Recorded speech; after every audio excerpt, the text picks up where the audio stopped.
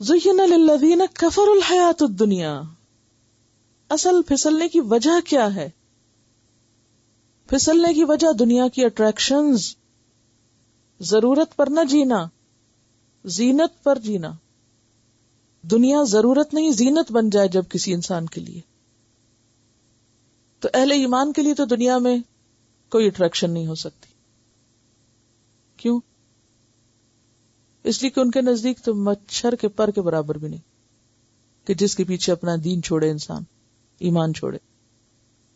لیکن کفر کرنے والے، ان کے لیے دنیا بڑی اٹریکٹیو ہے، کیونکہ ان کے سامنے آخرت جو نہیں، ان کے سامنے آخرت نہیں، تو وہ آخرت کو بھول کر سب کچھ دنیا میں حاصل کرنا چاہتے ہیں.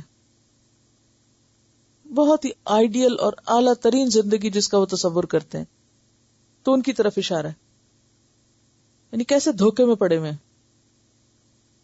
آپ صلی اللہ علیہ وسلم کے بارے میں آتا ہے کہ جب آپ کو کوئی دنیا کی چیز اچھی لگنے لگتی، یعنی کوئی چیز دیکھتے اور وہ اچھی لگتی، تو آپ فوراً یہ پڑھتے تھے. معلوم ہے کیا پڑھتے تھے؟ کوئی گھر آپ دیکھیں آپ کو بہت ہی اچھا لگے، آپ کا دل چاہنے لگتا ہے کہ ہاں یہ گھر میرا ہوتا، مجھے ایسا گھر چاہیے. مثلا مثال دے رہی، تو نبی صلی اللہ علیہ وسلم جب کسی چیز کو دیکھتے اور آپ کو پسند آنے لگتی تو آپ پڑھتے اللہم لبیک ان العیش عیش الاخرہ. لبیک ان العیش عیش الاخرہ کیا مطلب؟ اصل زندگی تو آخرت کی زندگی ہے. یا رب، یا رب میں حاضر ہوں، میں تیری اطاعت پر ہی حاضر. لبیک کا کیا مطلب ہے؟ یا رب تو نے جس کام کے لیے مجھے دنیا میں بھیجا میں اسی کے لیے حاضر ہوں. اور اصل زندگی تو آخرت کی زندگی ہے. دنیا کی زندگی کیا ہے؟ وَمَا الْحَيَاةُ الدُّنْيَا إِلَّا مَتَاعُ الْغُرُورِ، دھوکے کا سامان. تو زُيِّنَ لِلَّذِينَ كَفَرُوا الْحَيَاةُ الدُّنْيَا، دنیا کی زندگی کافر لوگوں کے لیے خوبصورت بنائی گئی ہے. سورۃ النمل آیت 4 میں آتا ہے ان الذین لا یؤمنون بالآخرۃ زینا لهم اعمالهم، جو لوگ ایمان نہیں رکھتے آخرت پر، ان کے لیے ہم نے ان کے اعمال کو کیا بنا دیا؟ خوشنما بنا دیا ہے. مومن کو کیوں نہیں اٹریکشن دنیا میں ہوتی؟ مومن کو دنیا میں اٹریکشن کیوں نہیں ہوتی؟ کیوں نہیں اسے دلچسپی ہوتی؟ اس کے دل میں نہیں کھپتی، اس کو انٹرسٹ نہیں ہوتا. وہ دنیا کی چیزوں کو حقیقت کی نظر سے دیکھتا ہے کہ اس کی حقیقت کیا ہے، اس کا انجام کیا ہے، اور اس کا کمپیرزن فوراً کرتا ہے کس سے؟ جنت سے. اور جنت کیا ہے؟ موضع صوت فی الجنت خیر من الدنیا وما فیہا، ایک کوڑا رکھنے کی جگہ جنت میں دنیا اور جو کچھ دنیا کے اندر ہے سب سے بہتر ہے. ایسے لوگ جو پھر دنیا پا بھی لیتے ہیں وہ کیا کرنے لگتے ہیں؟ وَيَسْخَرُونَ، مذاق اڑاتے ہیں. سین خیرے، مسخرہ پن. مذاق کون اڑاتا ہے؟ کس کا؟ جس کو وہ اپنے سے حقیر سمجھتا ہے، جس کو وہ احترام دیتا ہے یا بڑا سمجھتا ہے، اس کا کوئی مذاق نہیں اڑا سکتا. کوئی اپنی ماں کا مذاق نہیں اڑاتا، اپنے باپ کا نہیں اڑاتا. لیکن کیسے لوگ ہیں جو دین کا مذاق اڑاتے ہیں، یا پھر ساتھ ہی دین والوں کا بھی اڑانے لگتے ہیں. ایسے لوگ جو دنیا کی زندگی میں کھبے ہوئے ہیں وہ اہل ایمان کو حقیر سمجھ کر یسخرون من الذین آمنوا، ایمان والوں کا مذاق اڑاتے ہیں. والذین اتقوا، اور وہ لوگ جنہوں نے تقوی اختیار کیا وہ کیا ہوں گے؟ فوقہم، ان سے اوپر ہوں گے. یوم القیامت، قیامت کے دن. وہ کیوں اوپر ہوں گے ان سے؟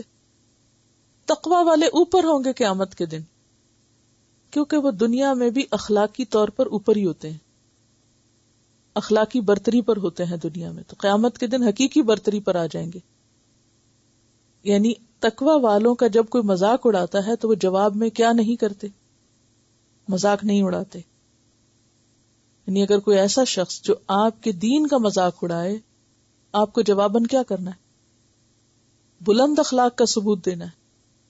اور وہ بلندی اخلاق کیا ہو جائے گی؟ قیامت کے دن بلندی کا ذریعہ بن جائے گی. آپ اس کے لیول پر نہیں اتریں گے کہ کوئی آپ کے دین کا مذاق اڑا رہا تو آپ اس کی دنیا کا مذاق اڑانے لگے. یہ نہیں ہوگا. وَيَسْخَرُونَ مِنَ الَّذِينَ آمَنُوا وَالَّذِينَ اتَّقَوْا فَوْقَهُمْ يَوْمَ الْقِيَامَةِ. سورۃ مطففین میں یہ بات بہت واضح کر کے بیان کی گئی ہے. ان الذین اجرموا كانوا من الذین آمنوا يضحكون واذا مروا بهم يتغامزون واذا انقلبوا الى اهلهم انقلبوا فكهين.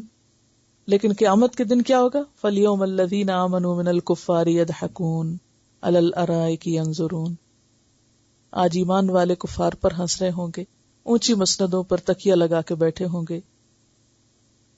دنیا میں خاموشی سے وہ صبر کے ساتھ سارے مذاق سہتے رہے.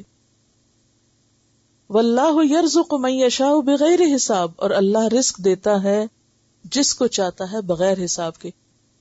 عام طور پر لوگ کس کا مذاق اڑاتے ہیں؟ جس کے پاس رزق کی کمی ہوتی ہے. اور ایمان والے حلال حرام کا فرق کرتے کرتے اتنے تھوڑے پر آ جاتے ہیں کہ لوگ ان کو بے وقوف سمجھ کے مذاق اڑاتے ہیں. فرمایا کہ اللہ جسے چاہتا ہے بے حساب رزق دیتا ہے، دنیا میں اور آخرت میں بھی. واللہ یضاعف لمن یشاء واللہ واسع علیم. اور قیامت کے دن تو لہم اجر غیر ممنون. سورۃ الانشقاق آیت 25. فرمایا کہ یہ تو مسلمانوں کے کرنے کے کام نہیں تھے. زینا للذین کفروا الحیات الدنیا. دنیا کی زندگی تو کافروں کے لیے خوبصورت بنائی گئی تھی، اور ان کا کام کیا ہے؟ وہ اپنی دنیا میں ترقی کر کے اہل ایمان کو بے وقوف سمجھتے ہیں. وَيَسْخَرُونَ مِنَ الَّذِينَ آمَنُوا. حقیقی ایمان والوں کا مذاق اڑاتے ہیں. وَالَّذِينَ اتَّقَوْا فَوْقَهُمْ يَوْمَ الْقِيَامَةِ. اور وہ لوگ جنہوں نے تقوی اختیار کیا قیامت کے دن وہ ان سے اوپر ہوں گے.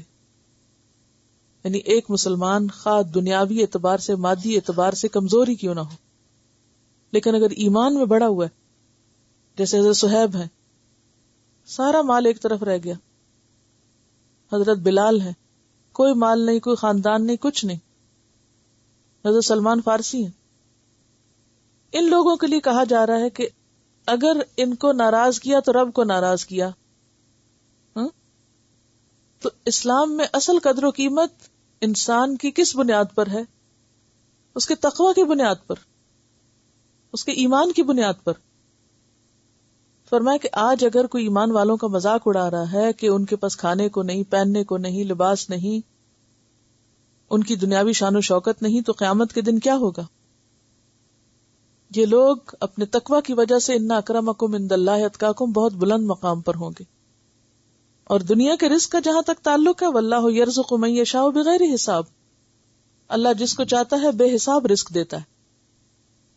گویا دوسرے لفظوں میں کسی انسان کے پاس رزق کا زیادہ ہونا اس بات کی دلیل نہیں کہ وہ اللہ کا بہت عزیز اور پیارا ہے.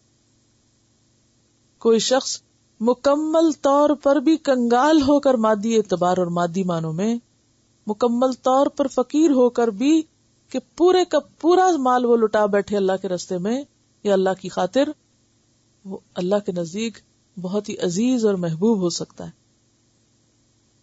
حدیث میں آتا ہے جو شخص کسی مومن مرد یا عورت کو اس کے فقر و فاقہ کی وجہ سے حقیر سمجھتا ہے، یعنی اس کے پاس کھانے کو نہیں یا پہننے کو نہیں، یا اس کا لباس اچھا نہیں، یا گھر اچھا نہیں، تو اس وجہ سے وہ اس کو حقیر سمجھتا ہے، اللہ تعالیٰ قیامت کے روز اسے اولین و آخرین کے مجمع میں ذلیل و رسوا کریں گے.